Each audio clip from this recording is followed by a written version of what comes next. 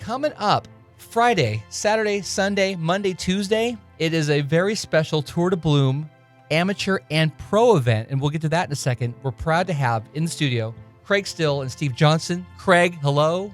Hello, Connor. Thank you for having us back. We appreciate it. Love having you here. Steve Johnston, it's good seeing you, brother. Yep, always a pleasure seeing you too, Connor. Is Ace going to make it in at some point? Is he coming in today, or has he got the memo? He's out front, but Ace can get into a conversation and hold it for a while, so we shall see. I love seeing him at the bar, or any bar. Where, you know what I mean? You want to sit, if you see him at a bar, you have to sit down and hang out with him. You're going to be entertained talking to Ace. Well, even if you don't, you will hear him. It's true. It's true. Tour de Bloom. What was the first year? What was the first incarnation of Tour de Bloom here in Wenatchee, downtown Wenatchee?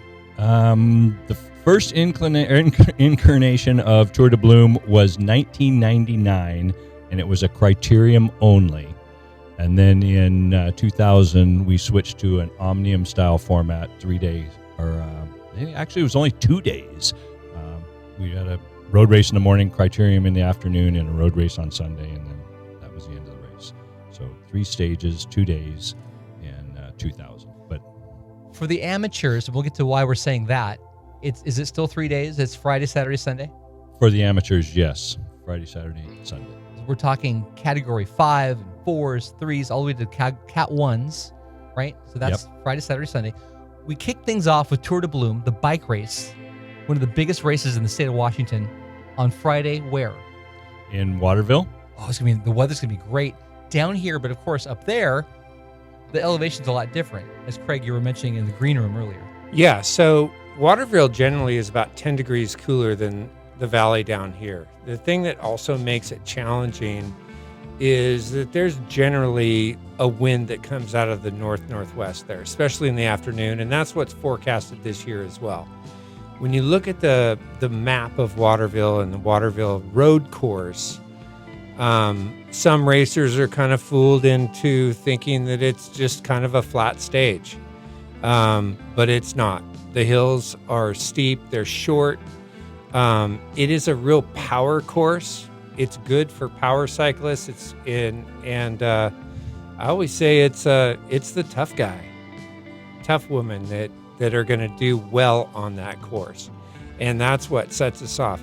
Now, you mentioned that we're the largest race in the state of Washington, which is true, but we're also the second largest race in North America. So, okay, I'm excited to say this. I got a text from you a few days ago, and you mentioned that this is now a UCI event. UCI stands for the Union Cyclist International, which, by the way, helps run the Tour de France. And all the Grand Tours are like the Giro d'Italia and the Tour of Spain. Correct.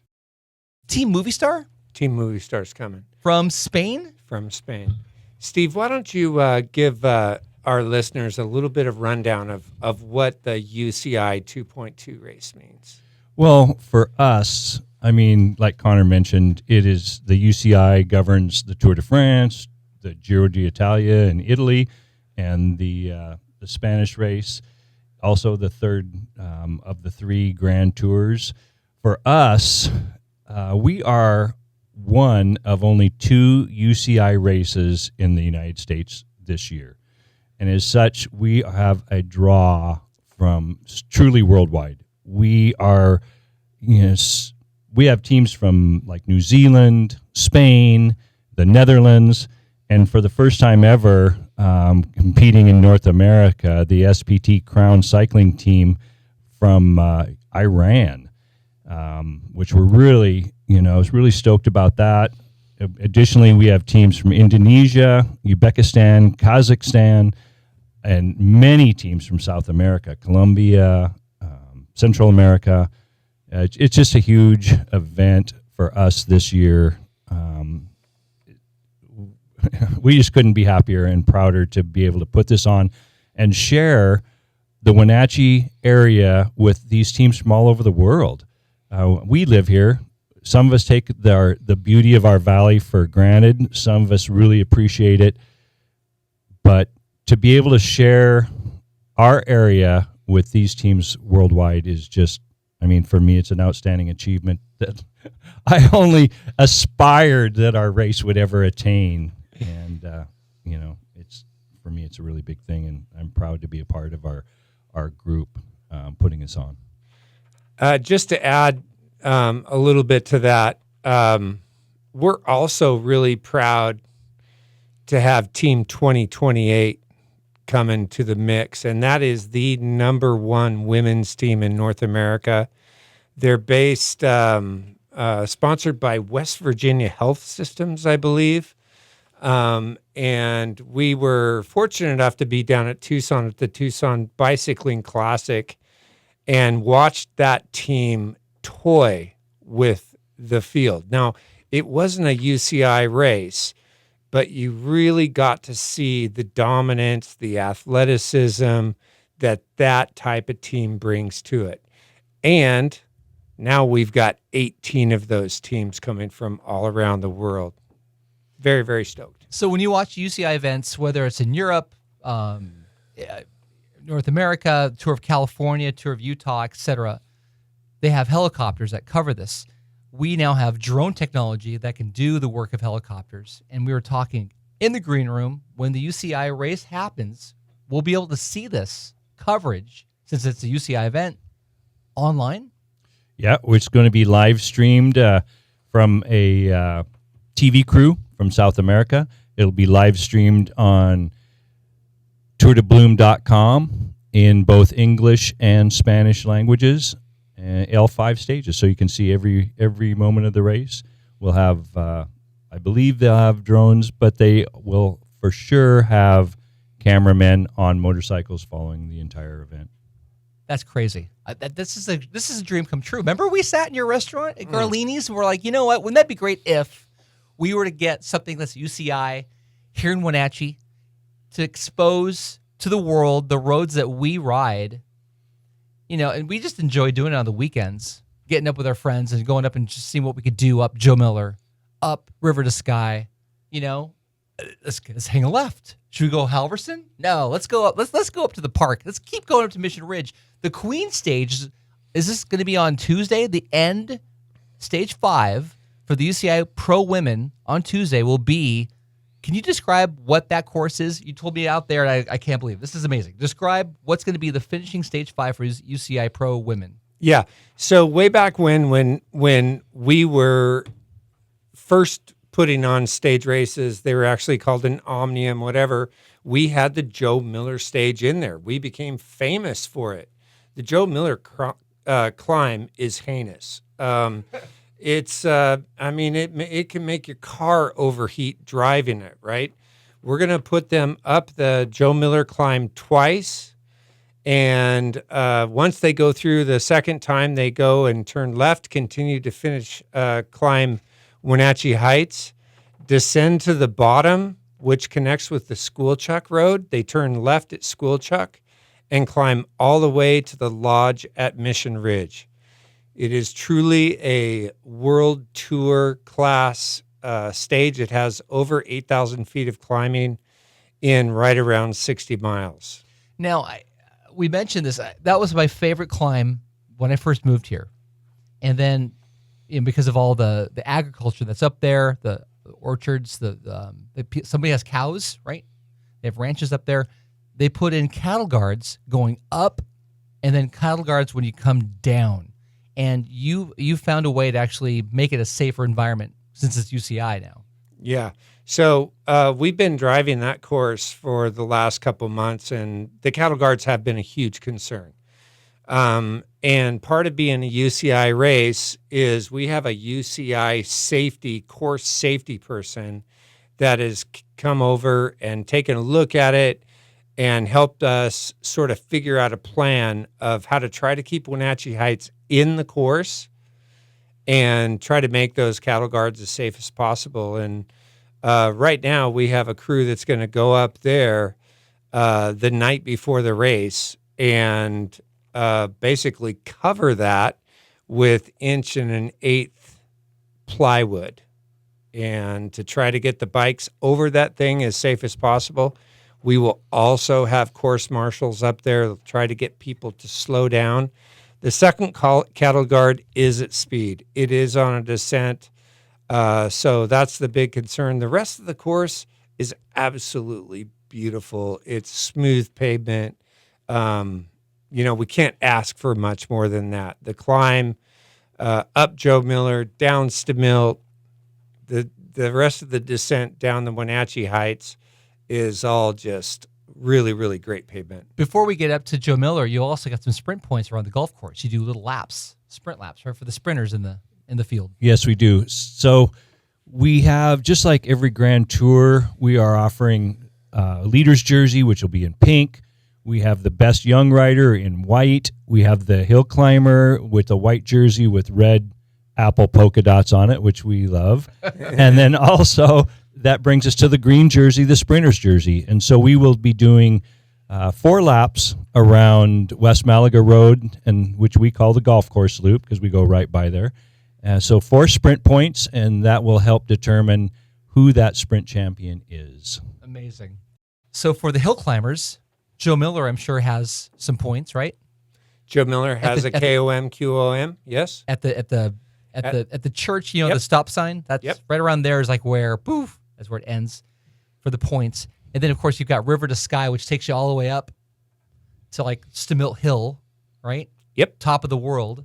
That's got to have some points. And then when you go left and go up, once you hit the guardrail, going up Stamilt Highway, Schoolchuck Highway, rather, you go up the hill. Once you hit the guardrails, as a rider, as an amateur rider, like we all are, bike enthusiasts, that hurts. That's when it gets steep.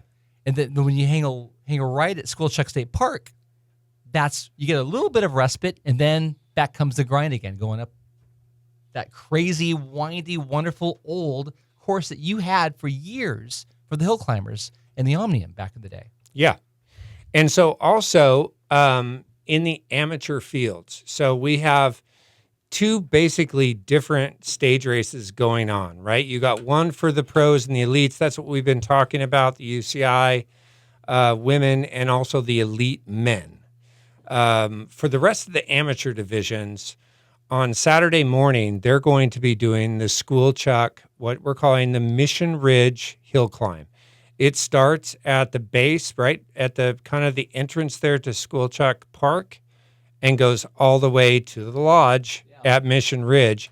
And we had to do that change because we didn't have enough time in our day to run a proper time trial and the Saturday night crit. We have too many racers. We never thought we'd ever have this problem, but right now the registration is 6:05. 6:05 That's and climbing. It's a record, isn't it? That Yes, is a it record. is. Congratulations, by the Thank way. you very much. That's huge. Yeah, that Mission Ridge climb from Schoolchuck, making your way up just before the parking lot. That's one of my favorite segments in the entire universe. Yeah, I love that so much. That hurts, by the way. it does. That really does hurt as an amateur rider. So let's focus on the amateurs. Those who are category 5s all the way to the Cat 1s. These are amateur riders. Friday starts up in Waterville. Yes. Saturday morning, where do the amateurs go? Saturday morning is the Mission Ridge Hill Climb. That's right. So again, And it's a mass start. So it allows us to line them up and race in waves so it doesn't take 4 or 5 hours to clear this entire field, right? It's kind of gets over and done quickly. We can get down to Wenatchee and start setting up the infrastructure for the fastest criterium in the West. oh my gosh, NASCAR and 2 wheels. Yeah. That's Saturday afternoon into the evening time. Yes. This is crazy. So racing on Saturday starts what time for the amateurs and the pros? The amateurs are at 9. We expect them to be done somewhere around 11:30.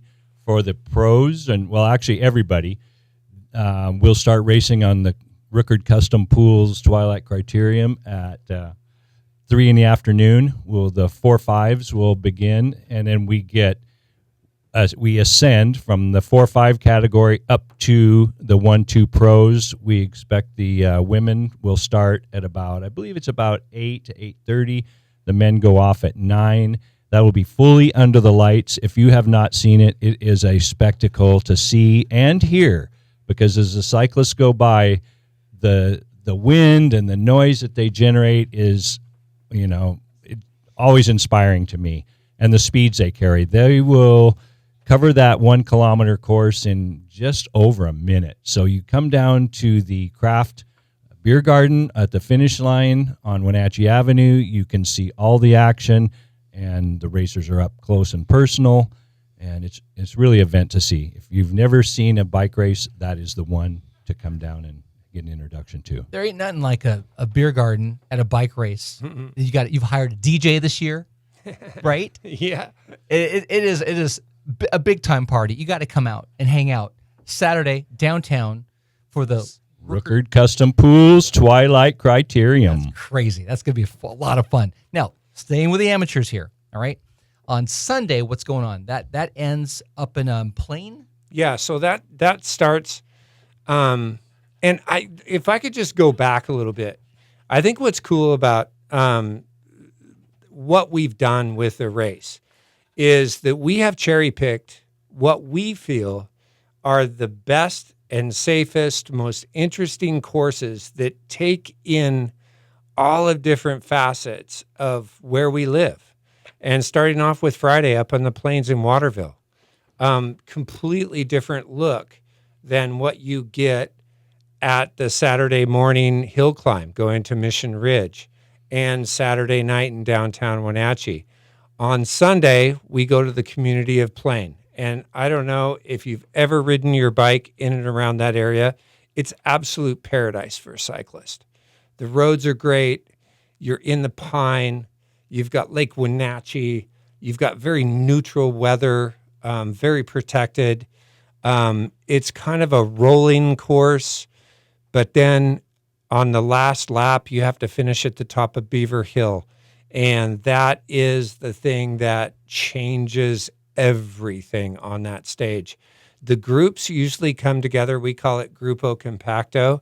They don't get too spread out. They come together as a peloton. And then at the bottom of Beaver Hill, everything changes. Yes. At Beaver Hill, we've seen the race just explode. And it's only a short climb, but it is steep and very challenging. We've all the three of us have ridden that. Yep. It's hard. And when you got things on the line like points and maybe winning the whole thing, it's nuts. You just throw yourself at it. It's great. So that's for the amateurs. That wraps up on Sunday. For the pros, what's their schedule like for the 5 days?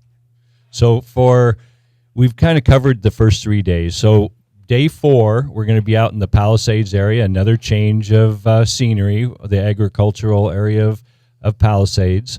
We'll start at the end of the road where the pavement ends, and then race toward the mouth of the canyon and towards the river, Columbia River. Yep, toward the river. And we'll do it's a 30-kilometer time trial, so it'll be pros only. They're going to have all their their high caliber specialized time trial bikes.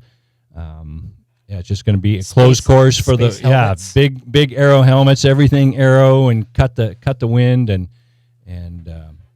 so the women will take off at 9 o'clock in the morning, and then the men, I believe, is at 1 in the afternoon. Amazing. Wow. Okay. So that's Monday. That's Monday. Tuesday is that Queen stage we talked about earlier. Yeah. That involves Malaga, Stemilt Hill, down at Wheeler. By the way, they did some improvements at Wheeler Road. You know how you come around that hairpin turn that used to scare us back in the day? They've improved that. Yeah, they have. Immensely, which is great for this event. All the way up to Mission Ridge. That's Tuesday. I noticed also you could buy some amazing shirts, your Tour de Bloom shirts. You always come correct with amazing shirts year after year after year. We got to give some props. Who designs your shirts year after year? Well, I think it's a collaboration of the 4 of us. We come up with an idea, and I hate to say, but I will. We use an iconic cycling logo and then put the Tour de Bloom spin on it. And I have to give a shout out to our buddy Austin at Plateau Printing in Waterville. He is one. He takes our vision and runs with it and gives us our finished product. So hats off to Austin, Plateau Printing, and he does a great job for us. the last 4 or 5 years, I think, Craig, has it been? Yep, for sure. So that's how our logos. Is that Peugeot bike this year? Is that a spin-off of that? What is that? This is the Raleigh logo. Thank you. And that's the old school Raleigh logo. It normally says Raleigh Bicycles and then Nottingham, England, established 18 something. So anyway, Austin did a great job of kind of blooming that logo up for us. We haven't gotten in trouble yet.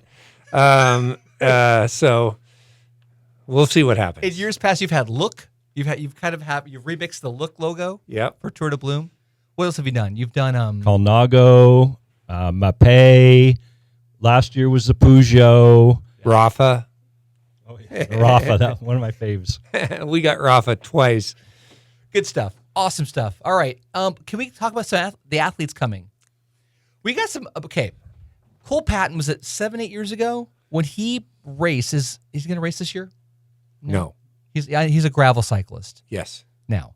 But this year we have someone of note that I'm excited about. It's Doug Reid's son, Kian Reid. Doug Reid, shout out to you, buddy. And Kian Reid, he won a junior race to represent America internationally in Belgium recently. He is a junior in high school, Wenatchee High School? I believe he's a junior in high school, and he is, and he was the reigning national champion in cyclocross in his age group. And I haven't followed cross much last year, but he's doing great. He's also an excellent mountain bike racer. He races for Bear National, which is the top mountain bike junior squad. So he is well coached. He obviously has the genetics coming from Doug, and he's a great kid. He's a Wenatchee High School kid.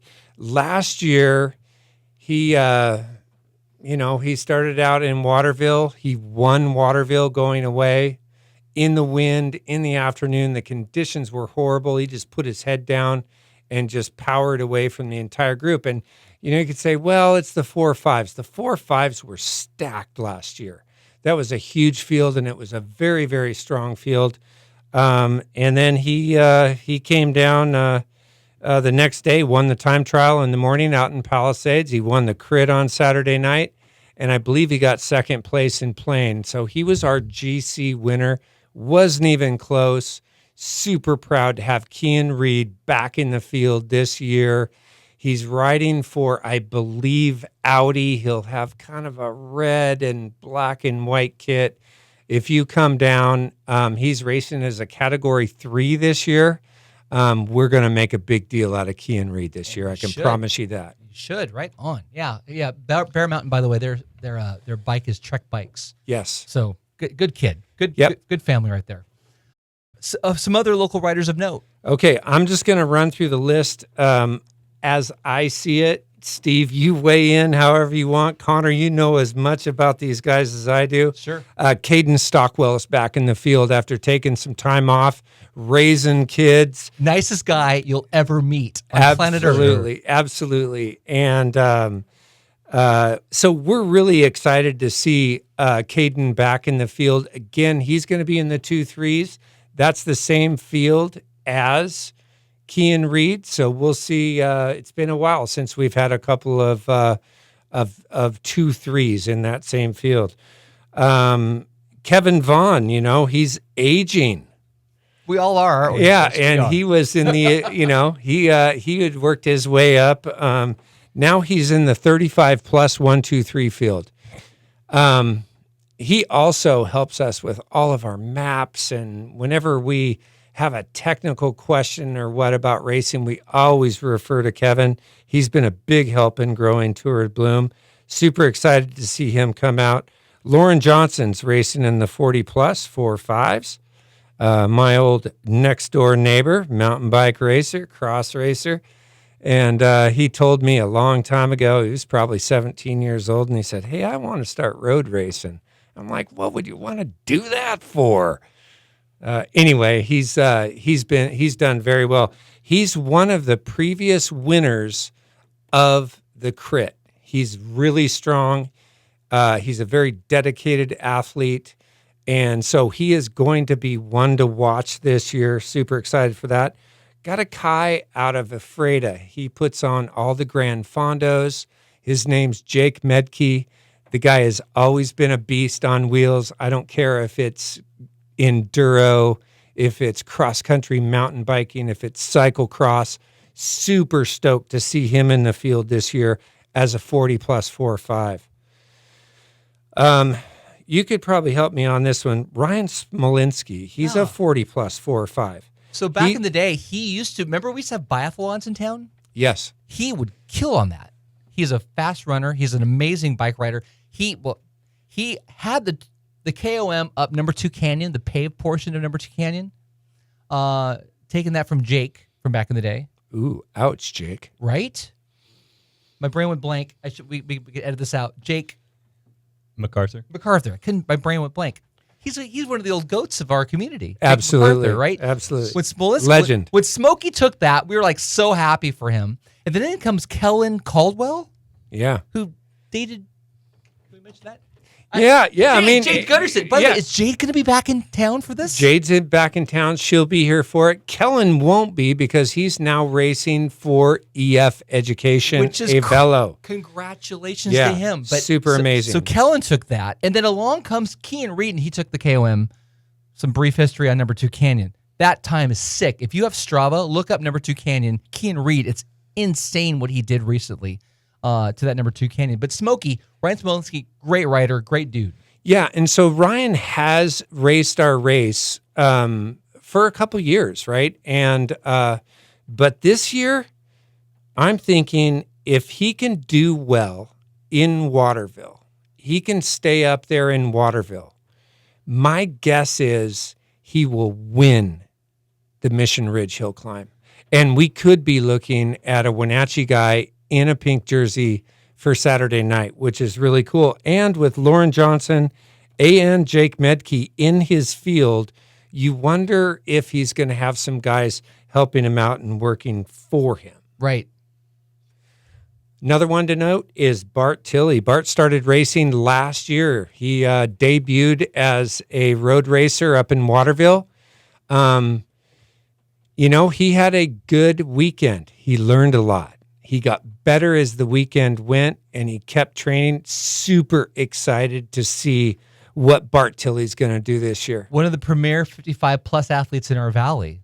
And he's got 3 younger boys that are amazing athletes as well. Yeah. We also have Geordie Romer. Geordie Romer has been doing our race for many years. And Geordie he's a long distance guy. He is a long distance gravel guy. He's a tough guy. Really excited to see what he's going to bring to the race this year. So that's about it for all the local racers that are registered at this current time. And big thanks and a big shout out to all of them for stepping up. I got to give a shout out to Mandy Stirling. She's one of the premier female racers we have in our area. Absolutely. And if she toes the line, I could see her winning a stage here and there. She's powerful. Absolutely. Mandy Stirling, amazing. And she raced there's also a dirt criterium, fat tire criterium that happens on Saturday before kind of the big pros and all that stuff. I believe Mandy won that last year as a woman, not sure, but she was out there and she is an absolute beast. Right. Lynda Finegold-Brine Yes. is like a goat, like Jake MacArthur, Yep. But Mandy's come into that goat conversation for our area. Absolutely. Amazing stuff. Well, how do we, the public, get our hands on those Tour de Bloom shirts? Well, if you come down to the beer garden on Saturday evening, we should have some for sale down there. All right. So, yeah, just come on down, join us for a beverage or not, but we hope you do. And we'll have some Tour de Bloom swag there to sell. Where can we get more information about this amazing 3 to 5 day race, depending on what category you're in? TourDeBloom.com has everything for the race. Our website is complete. It's very interactive. You'll be able to find out information on each stage. And the one thing about road racing is sometimes it's not a great spectator sport, right? They take off you may not see him again for an hour and a half. Our courses up in Waterville are a little bit different than that. It's a really good place to spectate the race. Up at Four Corners on Tuesday, or up at Mission Ridge, watching the hilltop finish is a great place.